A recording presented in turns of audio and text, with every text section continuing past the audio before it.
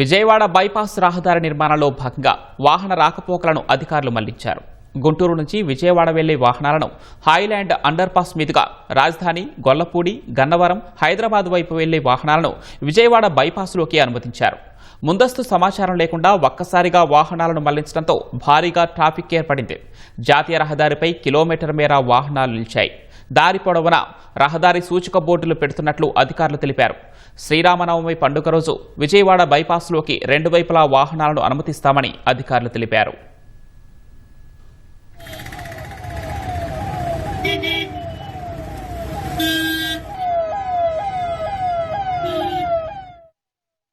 మనము పర్మనెంట్గా విజయవాడ, తాడేపల్లి, మంగళగిరి ట్రాఫిక్ అంతా కూడా మనము ఈ ఫ్లైఓవర్ హైలాండ్ ఫ్లైఓవర్ దగ్గర యూ టర్న్ చేసుకుని విజయవాడ ట్రాఫిక్ అంతా విడవుతుంది. మన గొల్లపూడి నుంచి గుంటూరు వెళ్ళే ట్రాఫిక్కి అక్కడ మధ్యలో మీడియన్ది ఓపెనింగ్ ఇచ్చాము, అది క్లోజ్ చేసి. సో మనము శ్రీరామనవమికి గొల్లపూడి నుంచి మొత్తం ట్రక్స్ కూడా అలౌ చేస్తాం చెన్నై సైడ్ పెట్టాము. బట్ అంటే ఫస్ట్ డే కాబట్టి సో మేము ఒక 3-4 డేస్ కంటిన్యూస్గా మ్యాన్ పవర్ ఉంటుంది. సో ప్రాపర్ గైడ్ చేస్తారు. ఒక 1 or 2 డేస్లో ఇది స్మూత్ అయిపోతుంది.